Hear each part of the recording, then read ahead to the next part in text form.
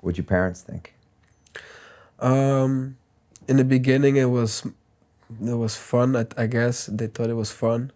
Um, then at some point, it was more like, oh, you're just rolling around on the floor, and it's dirty. You go in the street, and you go in the shopping mall, and you go to Central Station, and you go train there, and roll around on the floor, and don't sit with those clothing on the couch back home. And they they had doubts.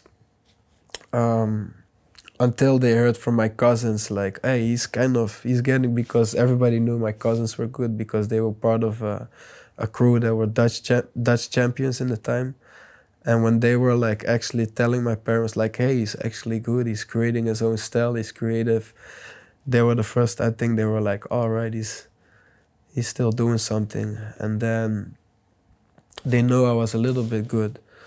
And then I won UK champs in 2007. That's here in London. That was in London, Yeah. and that's where I made my name. And that was like a world championship.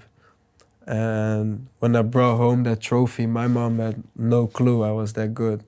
She, she was surprised. She was like, world champion? She was like, that came out of nowhere for her. She had no idea I was that good.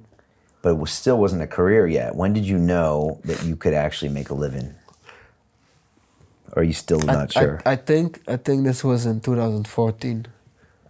So in 2007, when I won the UK champs, I started traveling all around the world. By the way, I stopped school in 2004 or 5. I finished high school and I wanted to do, I didn't know what to do. And I was really sure that I didn't want to do just an education, just to pick one because I had to. So I did the test at sport education because I felt that was most closest to what I was doing.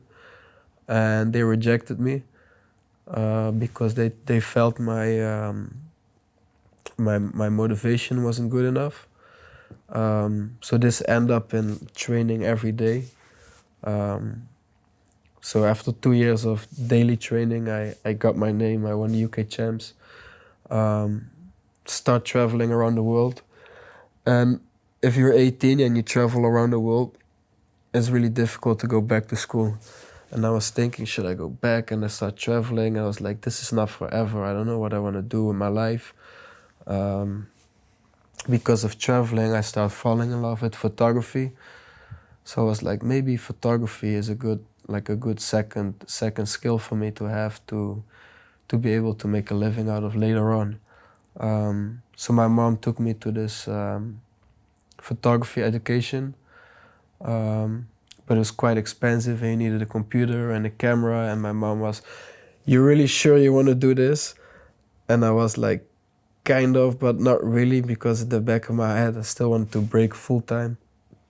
And then my mom told me, like, if you want to break and you want to go for breaking, you go for breaking. Don't choose an education now because you feel pressure, because you think I want you to go to an education. And I think this was the turning point in my career, where I was like, okay, my mom supporting my breaking. Now I should just really go for it.